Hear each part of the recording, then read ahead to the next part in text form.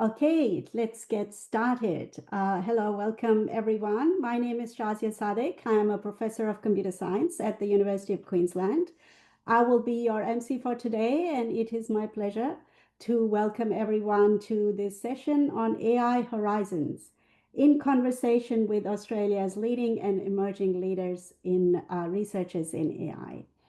I'd like to begin by acknowledging the traditional owners of the lands from where I'm joining today, the Turrbal and Yagara people, and pay my respects to their elders past and present. Can I extend that respect to any Aboriginal or Torres Strait Islander people joining us today, as well as acknowledge the traditional owners of the country you are joining us from? As we come together to share and discuss our knowledge and experience, we also recognize the traditional knowledge and the deep history of Australia's First Peoples as the world's oldest surviving culture and Australia's first scientists and technologists. I would like to start this session by first inviting Dr. Sue Kay. For those of you who may not know Sue, she is an expert in robotics, AI, and automation, a director of the UNSW AI Institute, and actually founded Robotics Australia Group, the peak body for robotics industry. Sue brings a background in science and a passion for cutting-edge technologies. She has a proven track record of leading successful initiatives that bridge the gap between research and practical applications. A fellow of ETSI, a member of the Kingston AI Group, and chief executive women. She's on the board of computer vision startup Visionary Machines. Sue has an MBA from UQ Business School, PhD in Earth Sciences from ANU, and a graduate of the Australian Institute of Company Directors. During the last few months, I had the pleasure of working with Sue and colleagues from the ETSI policy team on a vision paper for Australia's AI opportunity. The paper is titled Made in Australia, Our AI Opportunity. And can I ask our ETSI colleagues, perhaps if we can share a link with the audience, if it's possible at all, just to get everybody on the same page. Audience, this paper highlights the critical role AI is playing in shaping, or I should say reshaping, work, education, and security in Australia. It outlines a mission for Australia focused on building sovereign capability. It is my pleasure to pass over to Sue to provide a summary of the key insights and recommendations from the paper. Over to you, Sue. Thanks, Shazia. Well, I thought I might start off with giving a bit of a background to how the paper evolved. And really, we need to go back and think about what was happening in 2017 to understand the origins of the paper, because it was in 2017 that Canada released an action plan around AI and started to invest in AI, developing the Vector Institute and a number of key initiatives, which then sparked off around the world, many nations actually developing AI strategies. And Australia is an exception to that rule. So we don't have an AI strategy in Australia, and we haven't had significant investment in artificial intelligence, at least, from the research community's perspective, that is dedicated towards artificial intelligence. And so the Kingston AI Group, which Shazia mentioned, actually was formed as a group of concerned scientists that were worried that Australia was potentially going to miss the boat in this amazing transformation that the world is going through due to artificial intelligence. And if we don't have a strategy, I think, if you don't know where you're going, any road will take you there. And the whole point of having a strategy and also being very strategic about where investments should go is to make sure that we're all pulling together in the same direction. And so the origin of the paper was really that we felt that there'd been quite a lot of investment of time in people, I guess, comparing us with other countries and wondering why Australia did not appear to be investing in artificial intelligence. and also seeing some of the detrimental impact of that lack of investment in terms of, we are starting to lose a lot of our AI talent offshore. Australia still rates quite high in terms of our research output in AI, but a few of us wonder how long that can continue if we don't see some sort of commensurate investment in the space. But we also realized that, just mentioning that Australia wasn't investing was not being very effective, and that we really needed to articulate, if Australia was to invest in AI, what is it that we should be investing in? And that's where the Australian Academy of Technological Sciences and Engineering, and thanks very much to Shazia for putting in a lot of hard work to actually articulate what that should look like. Where are the gaps that Australia needs to invest in? Some of you may be aware that Australia hasn't invested in upgrading our supercomputing facilities since 2018, and that all ties into a bigger picture of the type of investments that Australia needs to make to be able to not necessarily compete with some of the larger players on the world stage, but at least to be somewhat self-sufficient in terms of what we are doing in artificial intelligence, and giving people, and particularly our researchers, opportunity to be working on developing our own AI models. And the reason that this is important, and one of the things that we outline in the paper, is really considering what you could describe as sovereign AI. That terminology, sovereign AI, can have different meanings depending on who is talking about it. So for some people, sovereign AI just means artificial intelligence that you can access while in Australia. It might mean uh, having data secured in a data center that might not be Australian owned, but where the data is actually stored onshore in Australia.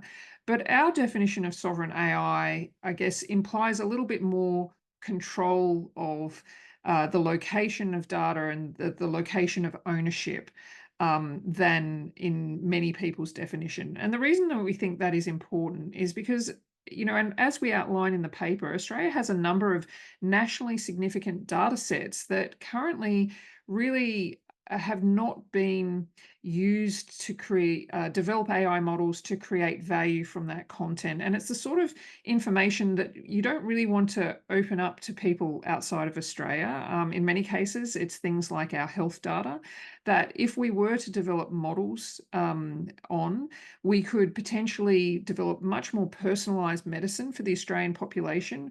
We might be able to develop ways to deliver healthcare services much more efficiently. And so they're really things that benefit the people of Australia that we have to be very careful and mindful about, thinking about whether those are the sort of things that we want to open up to people from offshore. And so we're very clear about what sovereign AI is in this paper, but then we also describe, some of the gaps that need to be filled if we're really to take advantage of this opportunity that is presented by artificial intelligence. So, we've outlined a number of the key benefits for all sectors of the Australian economy if we are to unlock this opportunity. And we've also talked about what are the sorts of upgrades that we need to our supercomputing facilities. And looking at how other countries have approached this, we've also looked at how we could be developing a network of AI factories across Australia to benefit not just the research community, but also industry as well, so that we can really help to not just upskill researchers and give them opportunities to be working on developing AI models, but also helping to uplift the AI literacy of Australia as a nation. So we've put forward, an investment schedule and timeline. We've looked at how we compare to other countries. We've tried to take some of the lessons from other countries, looking at what works and what might work here in Australia. And we've done that in consultation with a range of industry players as well. So hopefully, if you get the opportunity after listening to this presentation, you might have the opportunity to have a look at that report and see for yourself. But there is an enormous opportunity available to us if we are just to avail ourselves of that opportunity. And that's what the AI vision statement that is being put out by the Australian Academy of Technological Sciences and Engineering is all about. Thank you, Shazia. Thank you so much, Sue. That was perfect. So, just a reminder to the audience that you're very welcome to provide comments and questions using the Q&A function at any time. So, can I now start by introducing our lineup of panel speakers? They are all very awesome, so it will take me a minute to introduce everyone. So we have got Scarlett Rain as one of our emerging leaders. Scarlett is a lecturer at QUT School of Electrical Engineering and Robotics, a chief investigator in the QUT Center for Robotics, and she is pioneering the use of computer vision and AI to analyze underwater images and monitor marine ecosystems more efficiently. What a fantastic topic. She completed her PhD just last year and won an outstanding doctoral thesis award. She's had Best Paper Awards, recognition for her commitment actually to improving diversity by the Women in Technology organization. So welcome, Scarlett. Our second rising star is Hung Lee. Hung is an ARC DECRA Fellow and lecturer at the Deakin University and specializes in deep learning and reinforcement learning. He completed his PhD at Deakin in 2020, also won the Best Thesis Award. And his research focuses on developing neural memory augmented agents with applications quite wide ranging: health, robotics, dialogue systems. He's had some amazing, outstanding outcomes in grant funding, publishing, invited talks. So, very welcome, Hung. I would now like to welcome Michael Milford as our leading researcher, one of our leading researchers in neuroscience-based robotics. Navigation, working closely with industry and government, developing high-performance positioning systems for robotics and autonomous vehicles. And Michael's been at the forefront of vision place recognition technology in mission-critical contexts. He's had collaborations with big industry, Ford, Caterpillar. His work on research translation was recognized by ETSI in 2019 with the Betterham Medal for Engineering Excellence. In addition, and no less amazing, is Michael's wonderful work over more than 20 years in creating STEM educational resources for students, recently acknowledged through the prestigious Eureka Award for Outstanding Mentoring. And for those of you who may not be familiar, please check out Michael's valuable and entertaining video and podcast series on hacking academia. And last but not least, can I introduce Sveta Venkatesh? Sveta is my personal role model for women in computing for many years, an ARC laureate fellow, Alfred Deakin professor, and co-director of Applied AI Institute A2I2 at Deakin University. It's one of the leading institutes and one of the first ones actually to be established here in Australia. Sveta is a fellow of the International Association of Patent Recognition, fellow of ETSI, fellow of the Australian Academy of Science.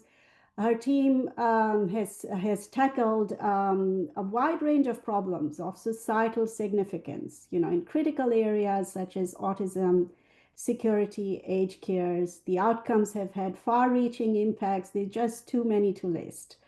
So I think I have no hesitation in saying that Sweta is one of the most prominent Australian AI researchers at the global stage. So welcome, Sweta. Welcome, everyone.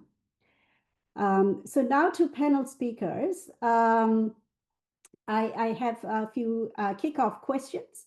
My first question is, could I please ask you to start by completing the following two sentences? I am here because... For me, the future of AI is.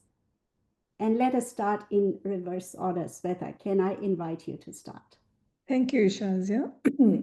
So I'm here, excuse me, I'm here because I'm curious to see what everyone thinks about the next phase of evolution in our field is going to be. We are really at a nice, interesting step function. I want to see what everyone thinks. And for me, the future of AI is one in which it provides support for some of the most pressing problems of society. And this, I think, will have to include a better understanding of humans, not just technology.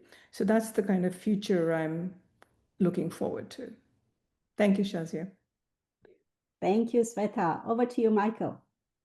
Thanks, Shazia. I'm here basically because, in my opinion, and I don't think this is unique, AI, especially recent advances in AI, really has the potential to be one of the most transformative technological revolutions in sort of recent human history. And because I think it's particularly important to have what I hope is a bunch of relatively balanced and objective views in the room, not at one ideological extreme or the other, and not at one extreme in terms of the role of, for example, universities or technology companies either. So sort of the middle ground.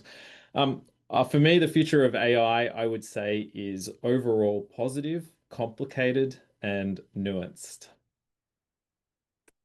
Indeed. Thank you, Michael. Scarlett, would you like to go next?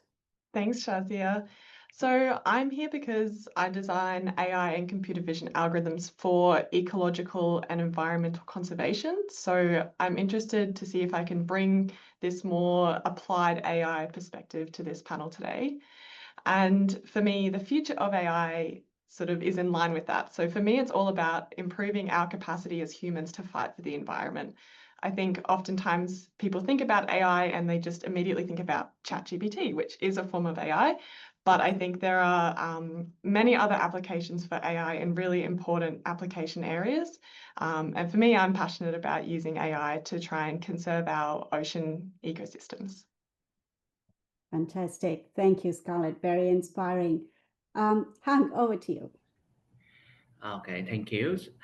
So I'm here because I want to contribute to building AI that is both powerful and safe. And I see this event as an opportunity to listen to people, to understand more about the views on the AI and national priorities, to bridge the research and the national interest.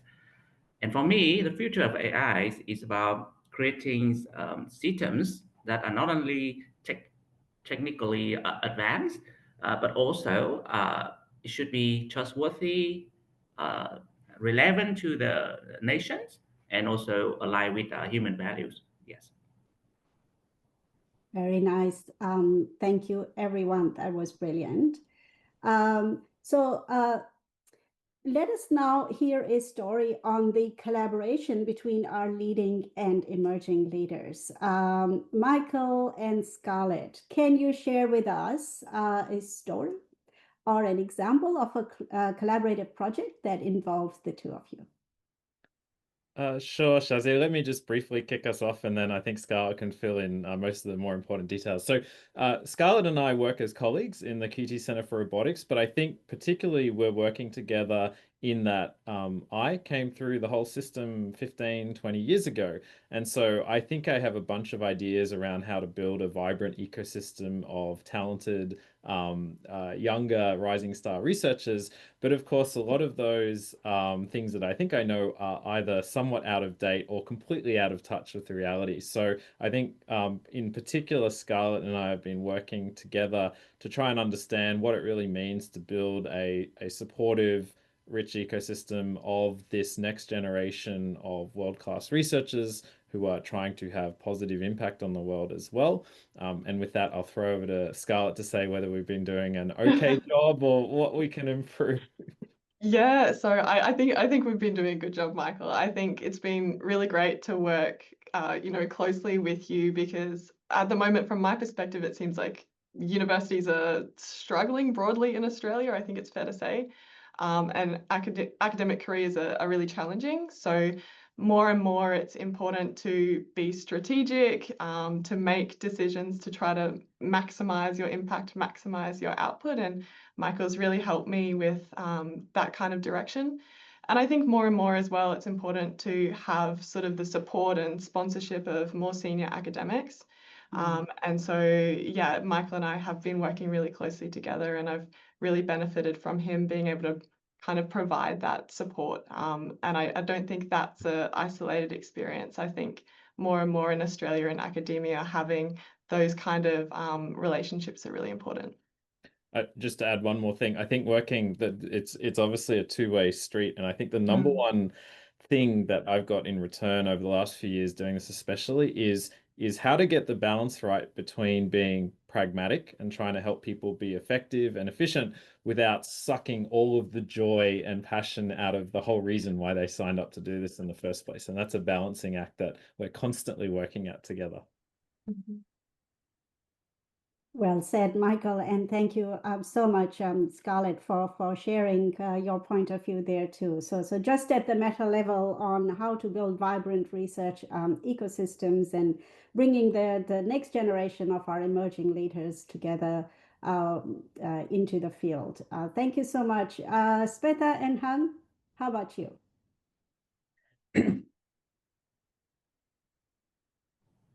Thank you, Shazia. Yeah, I think one of the greatest joys of my work is working with brilliant people like Hong, really. It's been such an honor for me to work with people like Hong. And I think, again, what we've been trying to do is try and abstract out the more significant problems we can work on so that we have a strategic direction which is more than just the noise of the next paper or the next issue that we want to solve. And I think there is a balance in that we have to maintain, of course. And I'll let Hong describe this a little bit more and then maybe come back. So Hong, do you want to describe the work we're doing together? Yes, sure. Before that, I think I would like to say working with Sveta is my honor. I has been working with her for nearly 10 years and learned a lot from that, one of the top researcher. So she had taught me a lot. And regarding the recent work we has been working together is we try to build a locally built and locally developed large language model, which are very small and efficient to run on on local systems, local hardware, and that is really important because we know what with the rise of the large language model out there, and people are starting to use ChatGPTs and other foreign large language models. It is very important to develop something that we can control 100%. Built in Australia and also can leverage the current infrastructure and computing systems. So regarding this one, we develop new technologies to build these small language models, and we can apply them to different scenarios. We can use this for science, material discoveries, or even like simple things like help desk tasks or overall daily tasks to the normal users. So that is some of the things that we are working on. Yes. And I just add that I think one of the things in starting these kind of directions is that you have to stay the course. And I think Hung and I have realized that you have to stay the course of these journeys, because you might have people who say there's no need for small models and then reject your whole paper because that's their view. But essentially, we do believe this is a really important direction for sovereign AI in Australia. And we not only develop the models, but we also have a very strong application to materials discovery. And so that's another aspect that we're following very strongly in this joint project. Thank you, Shazia. Thank you so much, Sveta and Hung. And yeah, what a great way to balance that strategic intent of impact alongside, ambition. Great to see that ambition, but also resilience, like stay the course. Thank you so much, both of you. So now let us start with a few questions from me, and then we will try and answer as many questions from the audience as we can as they come through. I want to start with our emerging leaders first. So Scarlett and Hung, can you please comment on what opportunities or barriers do you see for impactful AI research careers in Australia or indeed globally? So perhaps, Scarlett, would you like to start? Yes, sure. So for me, I thought about this question mainly in terms of us here in Australia. But for the opportunities, I think we have really a unique opportunity here because Australia, we have this wide open land, as we like to say, and that gives rise to a whole lot of those jobs in the dull, dirty, dangerous category. So I think we have really challenging environments. We have problems to do with the vast scale of our land. So this could be in sectors like agriculture, or it could be in my work around environmental conservation. So I think this gives us an opportunity to drive AI advances that are more tailored to these challenging settings and that are perhaps more robust or more widely deployable. So that's one thing that I think is an opportunity for us here. In terms of the barriers, speaking from my experience as an ECR, the first thing that springs to mind is around really the pipeline of AI talent. So I think as an ECR, we're often grappling with short-term contracts, like unstable funding schemes that might only be for short periods of time. It's very hard to continue in research and in AI research specifically in Australia at the moment. Just anecdotally, I've spoken to a lot of other researchers who have just not been able to really persist in that setting, and so they end up moving into industry or even moving overseas to continue their careers. So I think potentially that is a barrier to having really impactful AI research careers here in Australia.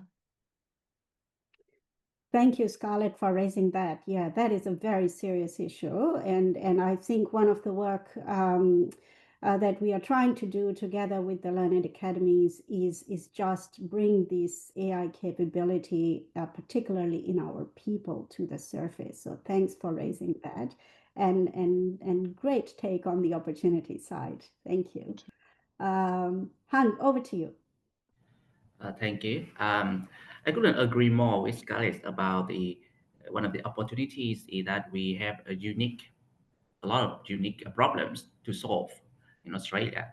I just want to add other things which be very good for research, that we have a lot of data, potentials, good data sets, huge data set, because data is very important for training AI models. So when we have that amount of data and we know how to utilize them, I think is well presented in the vision paper. So a lot of potential for data sets, and we can utilize them to train our own AI models. That would be fantastic. However, of course, there's some barriers that I can see, and it impact my research. One of these is infrastructure in investment. I think right now, compared to other countries, especially like the US or UK or even Europe, we don't have a huge computation infrastructure, and which mean we cannot do big scale training, or we cannot build big scale models. We only reuse or just call the API from others model from these other countries, and that can be very hard for us when we want to build something cool or want to do something new. We don't have the infrastructure, don't have enough the infrastructure to build it from scratch, and that can be problematic. If we want to compete with state-of-the-art models out there. Yes, and another thing is the commercialization. There's still a big gap between academic research and the industry, so it's still very hard for us to approach the industry partners and try to collaborate with them to utilize our research output. Yeah, so I think there's still something that we need to work on in the future. Yeah. Yeah, thank you. Thank you, Hung. Yeah, both on the research translation side of things and that Australia doesn't do that very well, you're spot on. And the computational infrastructure. There's been a lot of chatter, across Australia in terms of data centers, but there is a lot to ponder on that. How do we get that piece right? So thank you for sharing. I'd like to now bring in our senior leaders, Sveta and Michael. So Scarlett and Hung have spoken about both the opportunities and the barriers. we understand, and maybe we have got a shared understanding of these opportunities and barriers. But what about others? Why should others, like government, politicians, citizens, industry, why should they care about building AI capability in Australia? Sorry, is it me? Oh, sorry. They should absolutely care. Because as Michael and I were discussing the other day, even if you had the bar really low that all you want to do is buy AI, it's not like buying a tank that you can read the specifications and buy it. You will have to check whether this AI is suitable and can be assured for the settings in which you want to use it, and whether it's and you have to provide the oversight for that, which requires you to have quite a lot of AI capability. That's the lowest thing, like lowest bar, right? But we'd want to be better than that, right? We want to be able to deploy these systems in all kinds of critical sectors, like as Sue said, in health and defense and in so many important sectors. And we will have these hybrid AI systems that will be operating.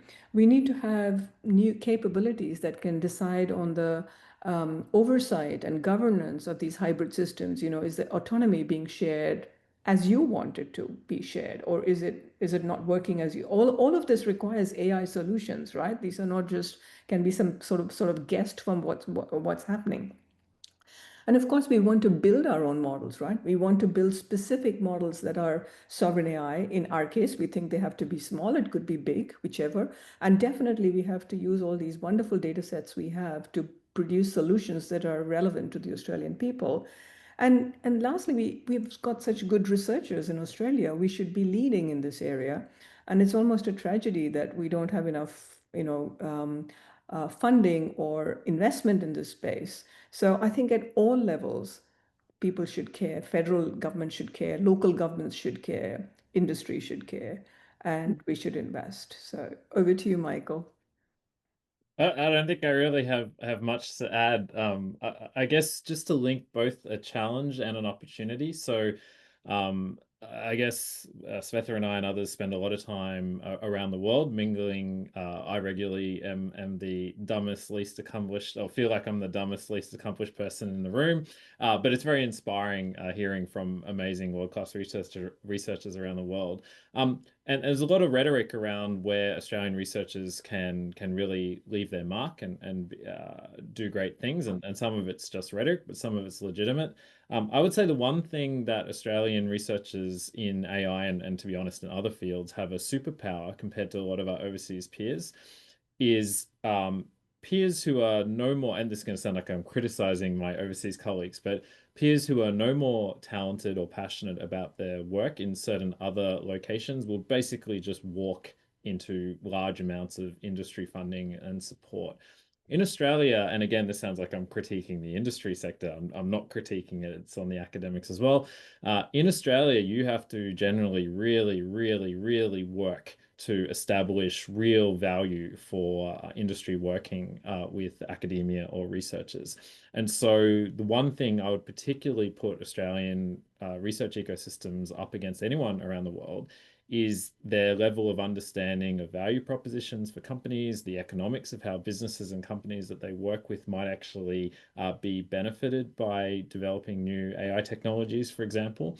And I think that's one of our superpowers, which ironically, I think comes about a little bit because of potentially what someone might say as a shortcoming in the system, which is the lack of collaboration between academia and industry. And so I think that would be one key opportunity. One key barrier that I just mentioned, so Svetha and Hung mentioned staying the course, and Scarlett touched on this as well. My bar is basically around talent. You want to create an ecosystem where there are sufficient opportunities and incentives and not an infinite number of daunting barriers in order that some people stay here or some people come back. Not everyone, of course, but some people. And I think that's something that I think the report talks quite extensively about, and that's something that's sort of one of the main areas of interest for me in the AI space. Thank you both. So lots of great points to ponder over there. I like, Sweta, what you said. It's not like buying a tank. So that was an interesting analogy. And Michael, thank you so much for raising the the talent point. Of course, that's the essence of our discussion today. Can I continue with you, Sweta and Michael, to just lay out for us and the audience here about what are the key skills, that AI researchers need to thrive, because the the whole ecosystem, as we have mentioned several times, it is, number one, it is fast moving. A lot of things are beyond our control because they are globally competitive, and it is also very interdisciplinary environment, and our whole research training is based on specialist skills. So from your point of view, what are these key skills for AI researchers? So I think the kind of skills we need are definitely going to evolve. And one of the key skills I think we need to have is develop an understanding of how to evaluate machine responses. So you need to have some kind of judgment as to, when you look at these machine responses, are you going to accept it? Are you going to question it? Are you going to look around it? So I think what needs to develop much further than what we do now is critical thinking of AI produced solutions. Because without, it's fine not to remember a fact, but I think what you need is, you need this curiosity driven learning that people have with any kind of automatic machine. So I think that's the kind of skill that we need to develop in people. And I think there've been papers written on this as to the people who succeed most with AI are the ones who have the greatest judgment in knowing how to assess the solutions that are produced. It's not true that just because you give them AI, it's going to work, right? And the other thing which worries me a little bit is potential de-skilling of humans if we go into hybrid systems that share autonomy. And I think we need to have systems in place where we prevent this kind of de-skilling from happening. And of course, I think everybody knows this, that it's going to be multidisciplinary, much, much more multidisciplinary than it is now. So we need to have an understanding, I think, a lot about humans and human communication and human judgment. And a lot of these things which we consider soft skills in humanities might become central to what we need to take care of when we build these kind of next systems. So Michael?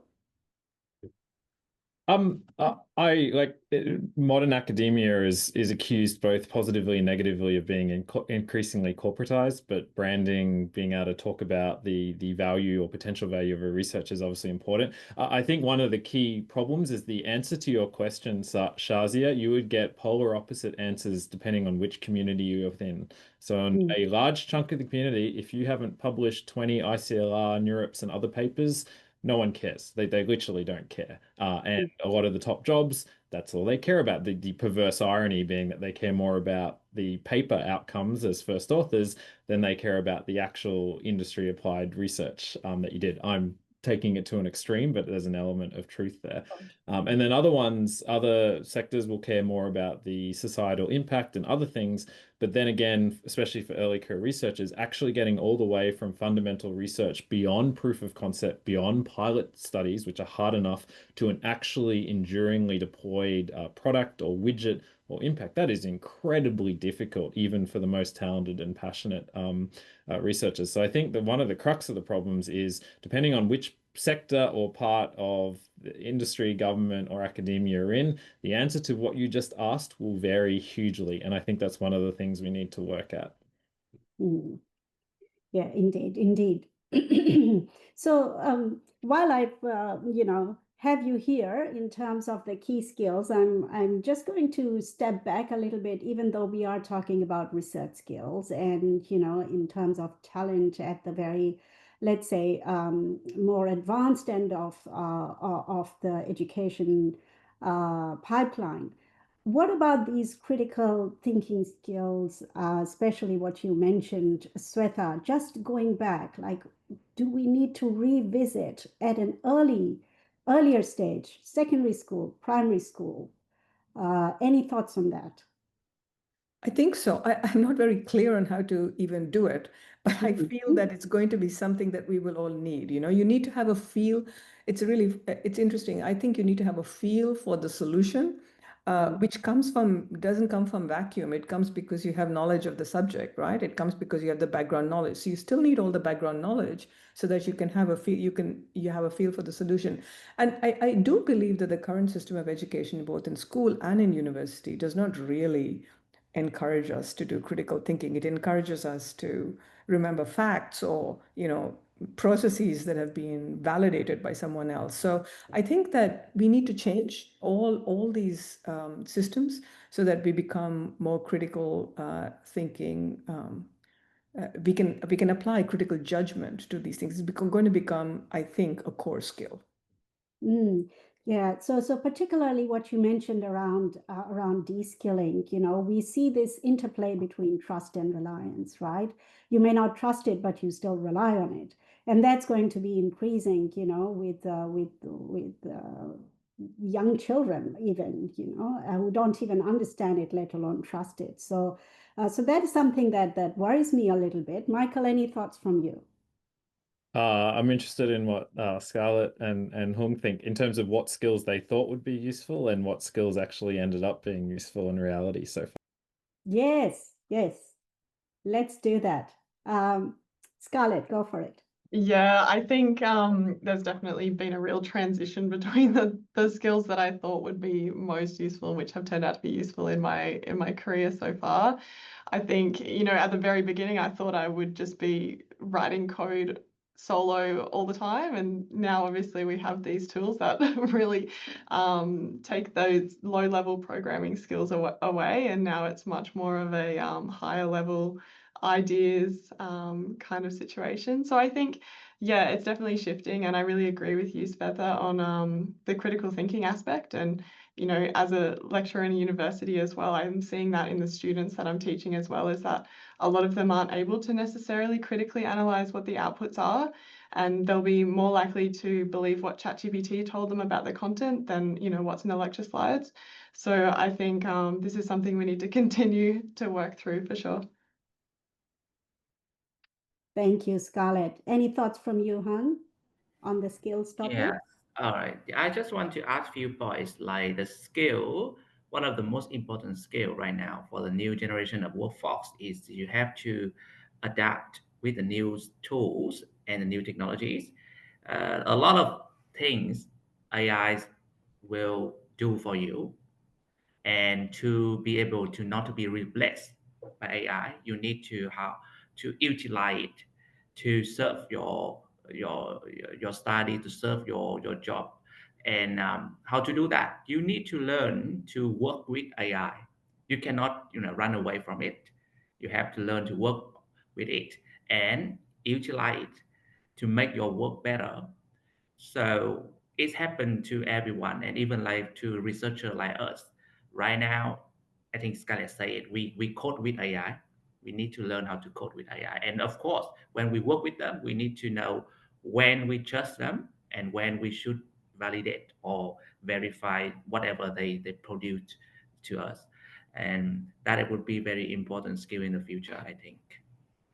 Well said. Well said. Thank you, Hung. So staying with you, Hung and Scarlett, would love to hear from you about what you think industry and government can, and also research organizations, universities, what they should be doing to support emerging AI researchers like you to improve the research opportunities. We particularly talked about research translation and the difficulties around that. But yeah, feel free to cast a wide net on what could be those mechanisms.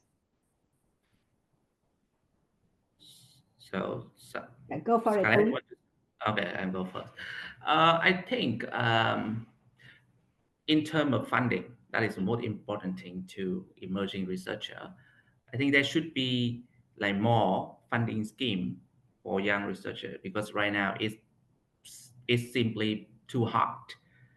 When you apply for some funding, some grant, they will look for the profile, and of course emerging researcher, the profile is weak compared to the other. Of course, this is ARC have the something called like DECA, and I'm very fortunate to be J Card recipients last years.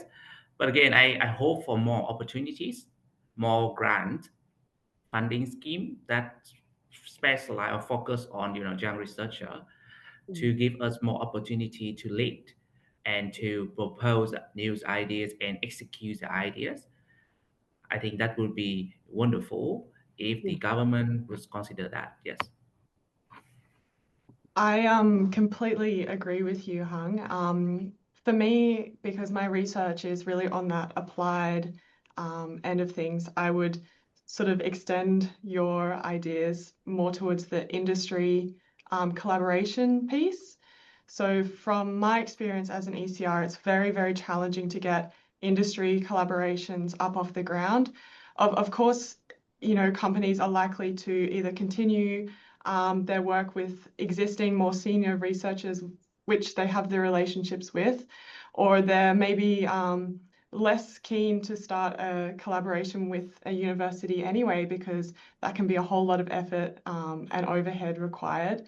But I think as well, the schemes that currently exist to try to encourage this industry collaboration, in my view, are not working well. For an example, the ARC linkage scheme is designed for this purpose, but it has a lot of effort required. It is a very long timeline, and then the chances of success are quite low. So if you have a company and they go through this process with you and then they're unsuccessful a couple of times, then they're less likely to be so keen to continue to persevere. And I think in general, if industry companies are keen to incorporate AI, it's much easier for them to try and do that as an in-house thing instead of dealing with a university. So I think it's important for researchers to work with industry, but as an ECR in particular, in my experience, is very challenging. So I think perhaps more structures or incentives in place that help ECRs just get the ball rolling, faster schemes or smaller schemes even, to try to establish those relationships. In my view, I think that would be a really good thing. Yeah, absolutely. Scarlett, you've hit the nail on the head, literally, in terms of those funding cycles and the time taken, and which corporation company in the world has got a budget cycle of 5-year commitment, just sign on the dotted line.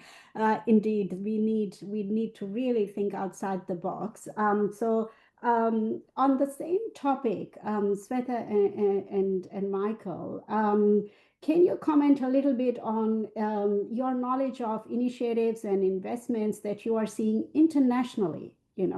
What can we learn from there to support AI capability building in Australia? And Sue, I might, if you feel free to jump in with this international landscape as well. So let's start with Swetha. You are unmuted there. Oh, thanks, Shazia.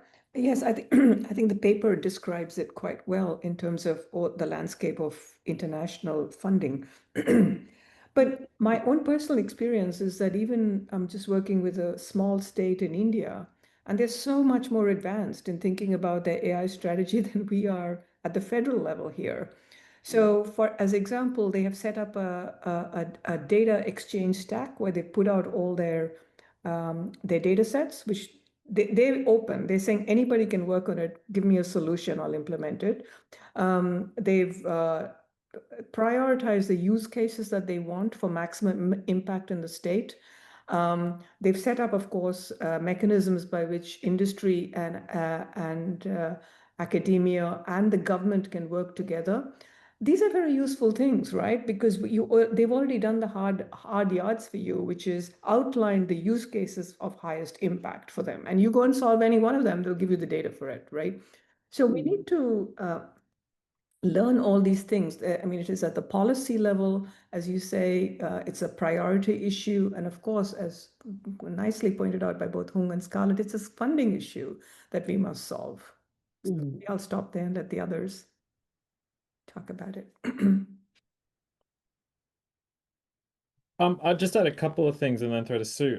I guess one of the ways you can judge how well an ecosystem is going is not by the so-called superstars, but really the sort of people in the middle. and how much appetite and morale they have to chase after things that are impactful potentially, or for the better good, the greater good of the public, or just scientifically interested. And one of the things I've observed, especially over the last few years, I'm going to pick one country. I'm not saying this country is wonderful, but I've been flown over or involved in 3 or 4 things associated with Germany in the last few years. And the thing that has really always struck me about those is it's been a lot of them have been researchers who are interested in training the next generation of PhDs. So they have a European-wide consortium of things for training PhDs, or just fundamentally sitting down and discussing cool science for a week. And it's been mentally challenging for me because I've had to switch out of the survive or die mindset that I spend a lot of time in Australia, and actually geek out back in, I guess, what the ideals of academia and research are overseas. And so I think we have to be a little bit careful in terms of there are funding opportunities and improvements in the funding system, definitely. But I think some of the countries that are doing this well overseas are building that on top of an ecosystem or a culture or whatever it is, which is more amenable to really making the most of those opportunities.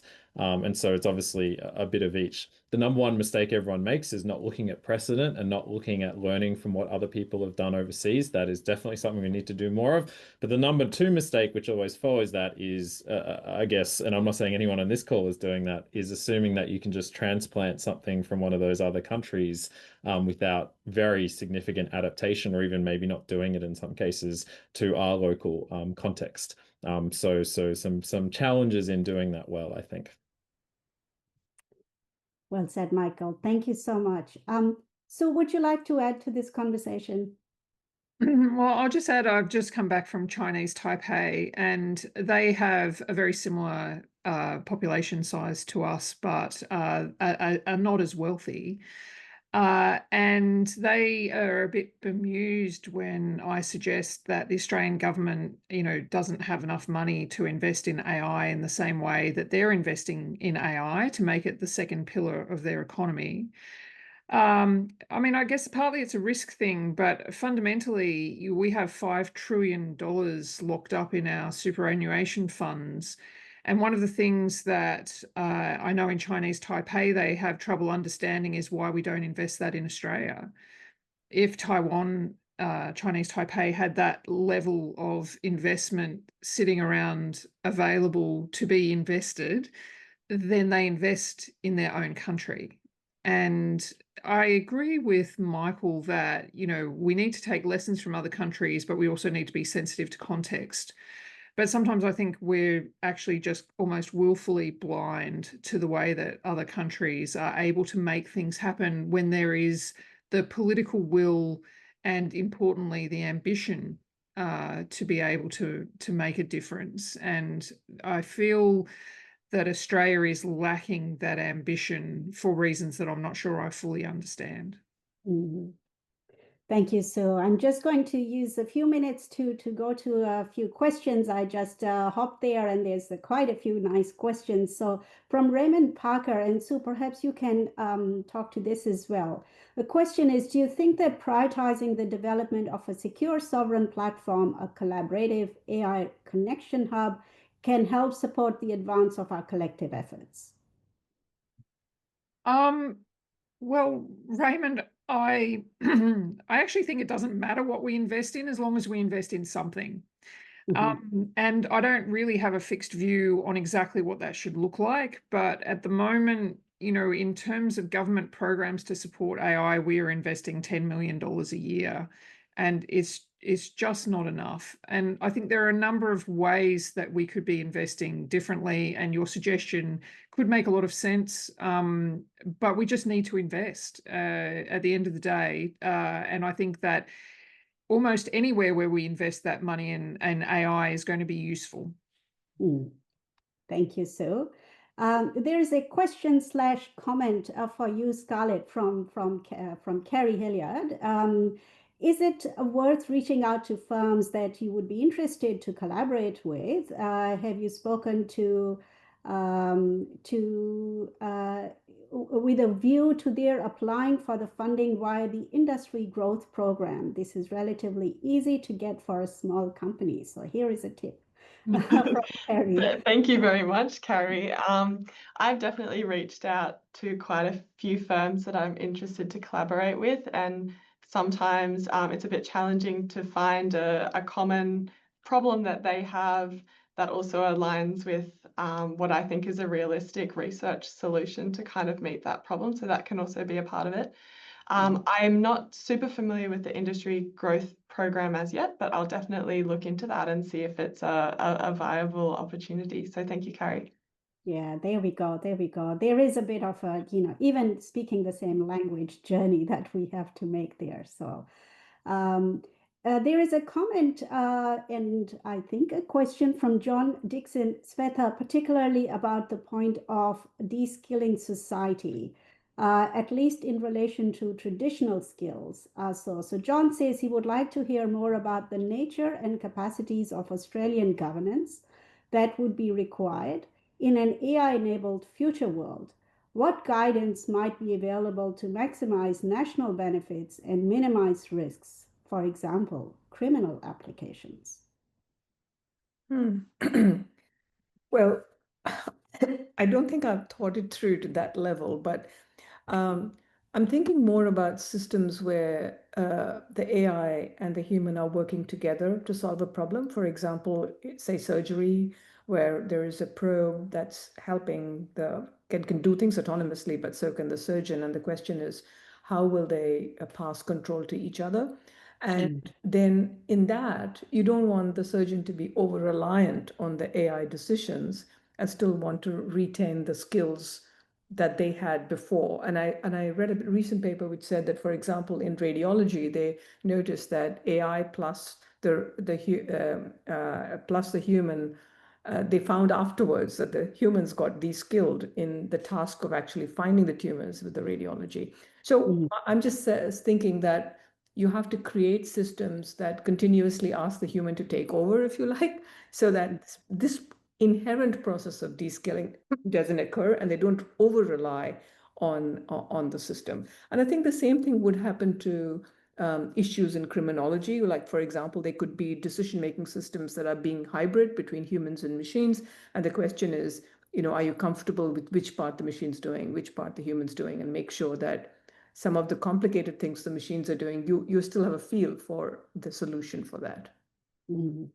Yeah, indeed. Thank you so much, Sveta. So there's quite a few very nice comments and more questions coming in. I'm just mindful of the time, but there is lots of agreement about overseas, not necessarily, but learn from them, but not follow them, and about government's leadership there. So speaking to some of the points that you were making. So thank you everybody for your great engagement. I want to, thought-provoking discussion by our panel speakers. So as a wrap up, I would like to say a few thank yous here to the ETSI Queensland division for initiating and encouraging and supporting this session. Big thank you to the ETSI teams for all the logistics, especially Luke.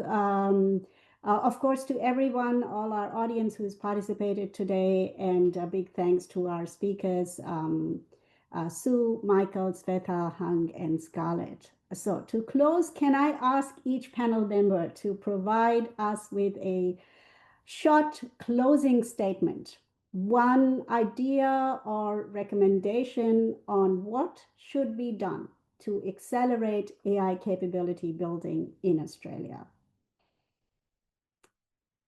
Who would like to go first? Sveta, go. Well, my message is very simple. Get on board. This is not an optional thing for you. So, whichever way we do it, as Sue says, invest in something, make it a priority. I don't think this is optional. Very nice. And very powerful. Who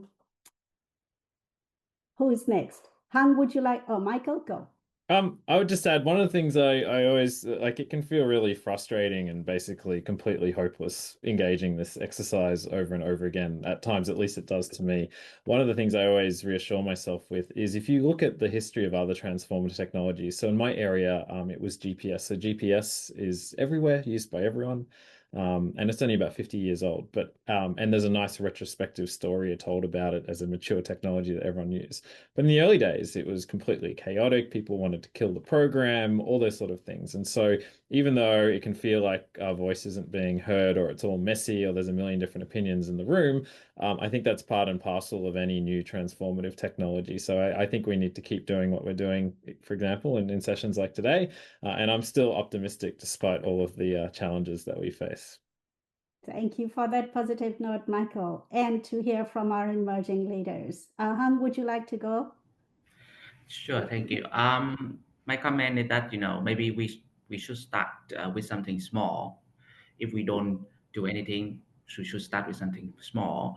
Like instead of like investing multi-billions US dollars, we can try to create a multiple small programs like small funding scheme. It's okay, to start something. We can start with like 100,000. It's okay. We don't need too much like a big grant or something. But if we start by providing more these small opportunities, and more people will come in and can get it, and then we can be more productive, and we can see okay, it's useful, it's more productive, and then we come back and invest more and more. Yes. Yeah, brilliant, brilliant. Yeah, very pragmatic, and of course, so that can snowball. Very nicely said. Scarlett.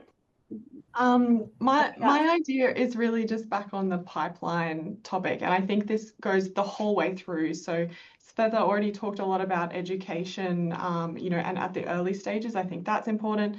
I think we need to integrate AI more into university education. For PhD students, we're seeing really low numbers of domestic PhD students at the moment, and that's to do with cost of living crisis and the scholarship rates. So that's a pipeline issue.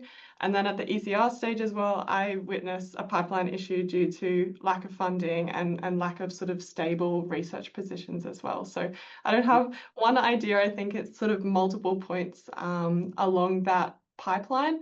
But I think we could really focus on this as a way to accelerate that AI capability in Australia. Yeah, perfectly on point for today's discussion. Thank you so much, Scarlett. Let's finish off here. Thank you, everyone, for your participation, and again to all our speakers, and have a good rest of the day. Thank you.